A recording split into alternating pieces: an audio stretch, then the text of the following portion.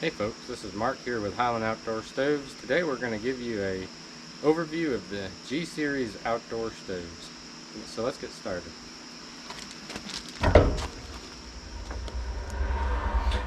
Here's a little bit better picture of your bypass hole. That's closed, that's open. So when that's opened, it turns the fan on and also turns the red warning light on the corner of the front of the furnace on to let you know that your bypass handle's open.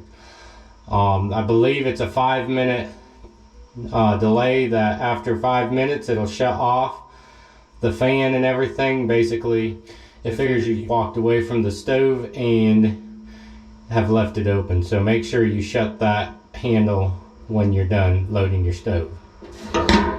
Moving to the bottom of the firebox, we have the nozzle here. You see this whole area right here, stainless steel, so you don't have to worry about it wearing out as fast. The air comes in the holes here on the side, on both sides there, and that's how your secondary air or your bottom air would come in. Okay, here's a little bit better picture of where the air would come in there. All of the metal in the firebox is 409 stainless steel, so you don't have to worry about it rusting. Anything that water or fire touches is 409 stainless steel, other than the refractory, of course. Okay, so we've got the air channels here. See this little T pin pulls out. Pull the air channel out for cleaning, and you see back here the air would come into the channel from the back through there. It comes through the water jacket, so it's preheated a little bit and comes into the firebox. This would be your primary or your top air.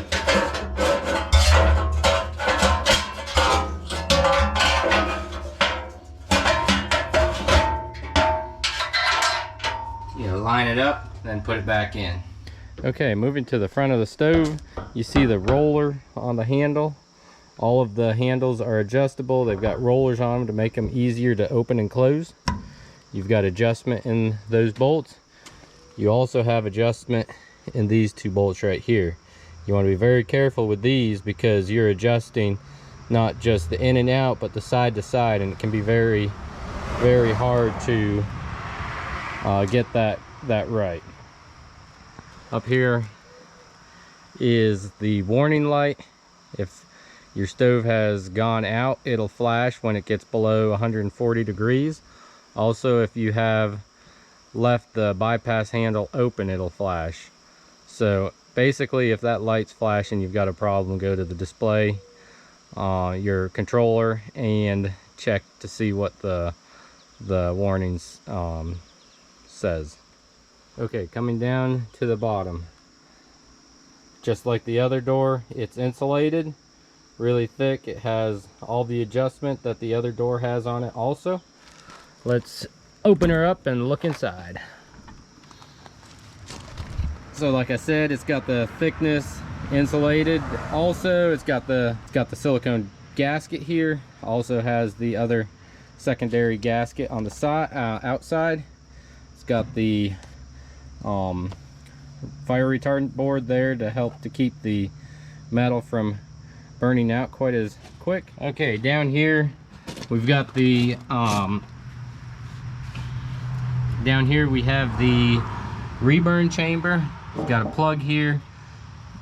Turn it out. Make sure you set it inside the firebox. Don't set it outside. If you get in a habit of setting it in the firebox, big temperature changes could make this plug wear faster. So your gases come into this chamber, swirl, go to the back, over to the side, come out this hole, shoot across the front, go to the back, over to the side, and then up out through the spiral turbulators. This would be a weekly clean out. Maybe every other week you should come and clean.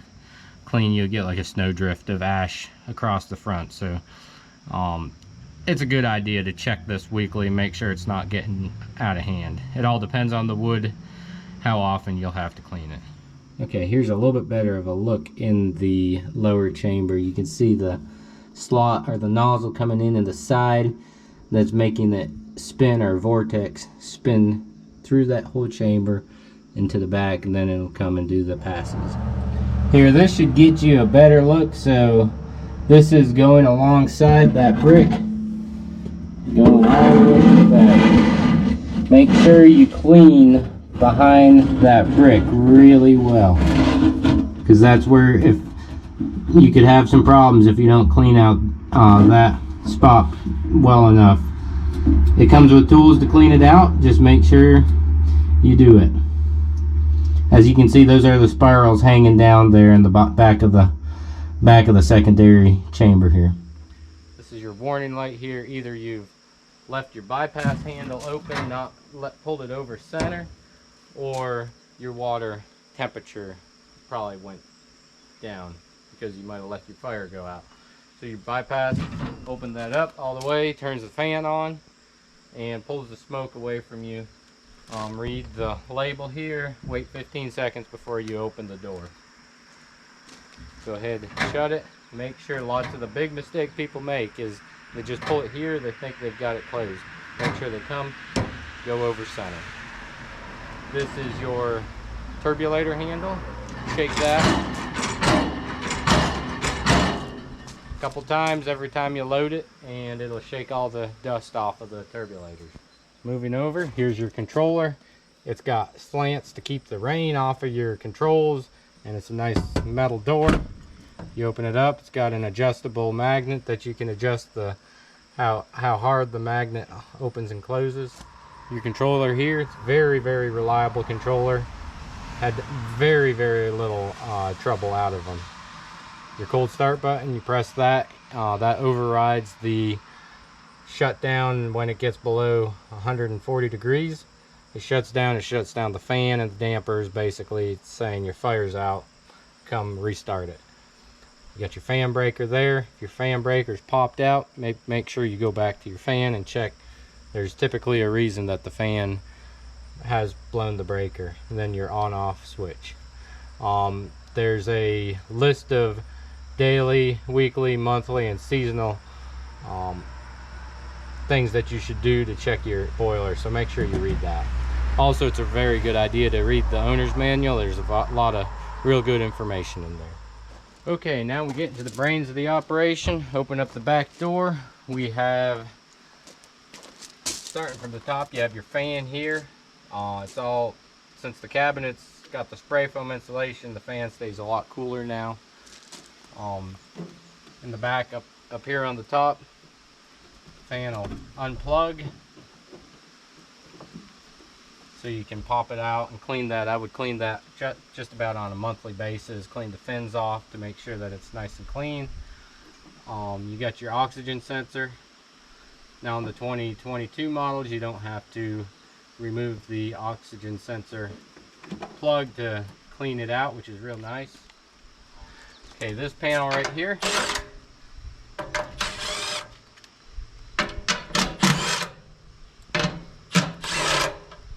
you pop the screws, the bolts loose.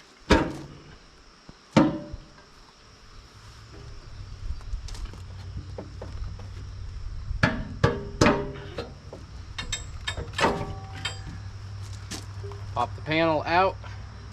It's got fire rope that seals it, and you can see.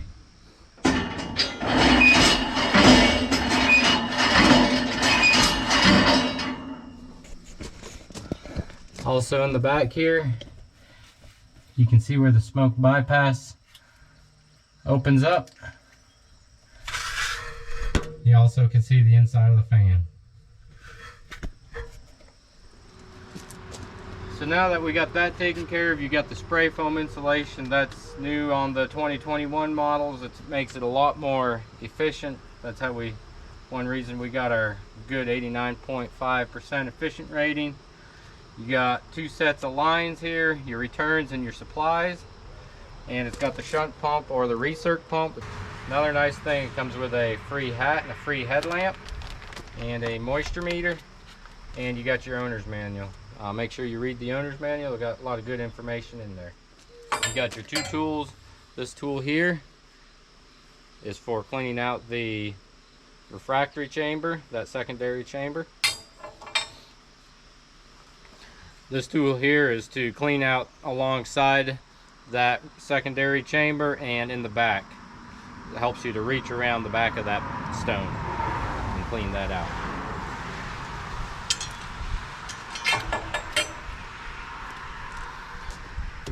Your damper, Honeywell damper, is very reliable.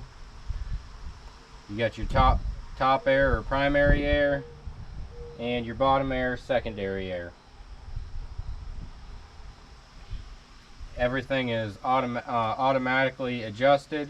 It's set up from the factory to burn wood better. If you have really dry wood, refer to your owner's manual or your dealer, and we can help you to adjust it so it burns a little bit more efficiently. All right, here's a little handle to help you to open that plug in the front. I usually use welding gloves. I find that to work better. These little things here are to go around your pipe. You stick them around your pipe and it helps to seal that hole off. You got your water samples here. You got a plastic bottle inside there. Make sure you put the label on the big label on the inside bottle, the little label on the outside bottle, and your labels are in here in your owner's manual. You got your gallon of water treatment. Make sure you put your treatment in your stove. That is the lifeblood of your stove. Also, over there is your drain valve. That's where you can take your water sample. Note, before you put your treatment in, make sure you shut your drain valve. Moving back around to your other side of the stove, this side doesn't really have anything on it. Your chimney up top has a cap. Make sure you take that off before you start it. You've got a lift hook there to lift it up.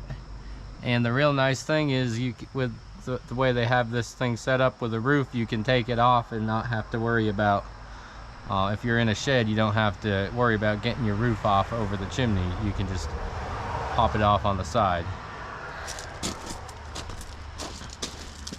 Your water level indicator right there.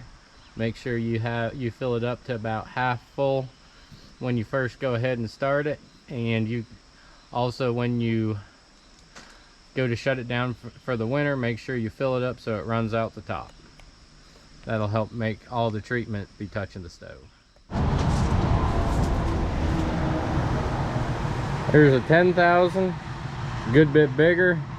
You see you got 2 bottles of treatment there. You got your manual. They're pretty much identical as far as the sizes. You got the fan. You can see the cover is 1 piece instead of 2. That's the back of a 10,000. Firebox on a 10,000. Look at that mammoth, the Firebox. You got that huge nozzle down there. Your side curtains, everything on most all the stoves is pretty much the same. You got your smoke bypass coming out.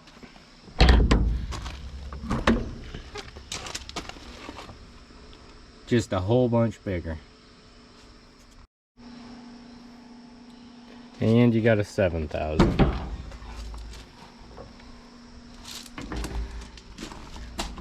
Just like the 10,000, it's a little bit bigger than the 4,000, but not as big as a 10,000. You got the smoke bypass up there. Pretty much everything on these stoves is pretty much the same across the line models.